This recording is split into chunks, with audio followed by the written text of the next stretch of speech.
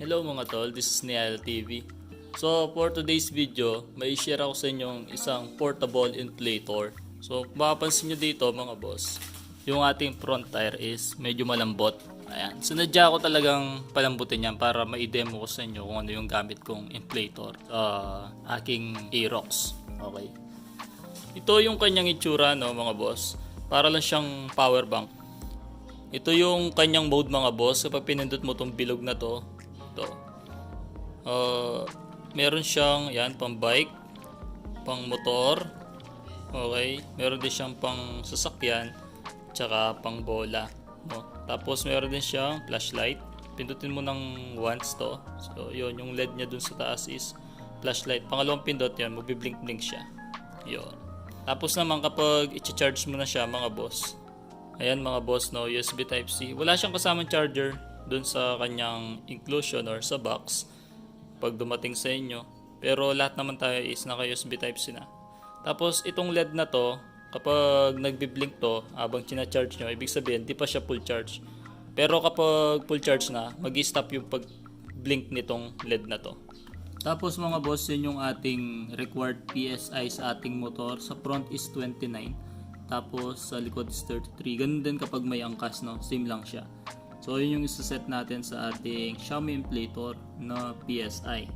Dahil nga front lang yung ating i-inflate mga boss, no, yung babombahin, isa-set lang natin siya sa 29 PSI.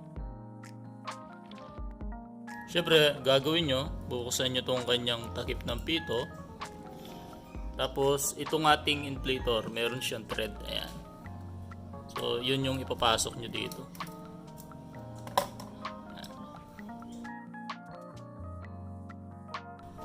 Yan, kapag maigpit na, kunin nyo tong inflator nyo, tapos iset mo lang siya dun sa 59 PSI. Paano siya ma-activate? Pipindutin lang tong gitna. Okay, bitawan mo lang, tapos pindutin yung gitna. Yan, medyo maingay nga lang siya mga boss. So ito na.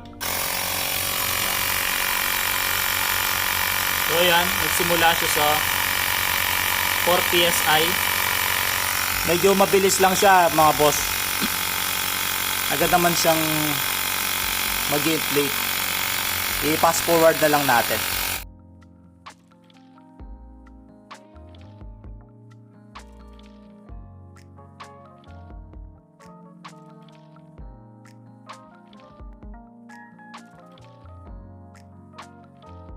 Yan mga boss, tapos na siya mag-inflate.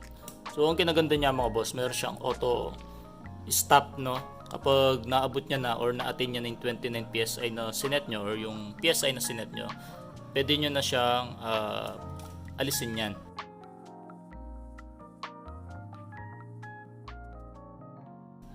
Pagka turn off nyo pag gusto nyo siyang i-turn off mga boss, no, i-ano nyo lang siya, yung hose na to ipasok nyo lang ulit dito sa may silver. Yun. So ganoon lang siya kadaling gamitin mga boss. So hindi mo na kailangan ng bala para mag-inflate ng inyong gulong.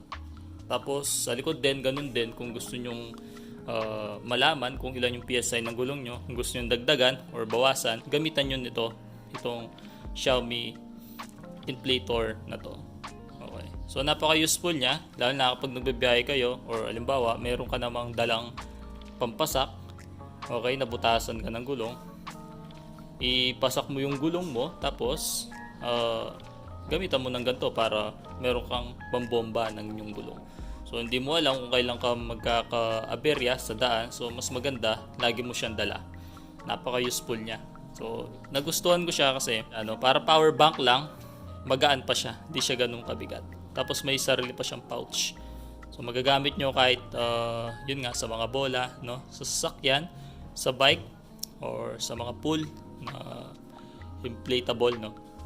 Yun lang mga boss, sana nagustuhan nyo itong video. Iwan ko na lang yung Shopee link sa baba para maka-order rin kayo. Ang price nito is nasa 1.5 lang.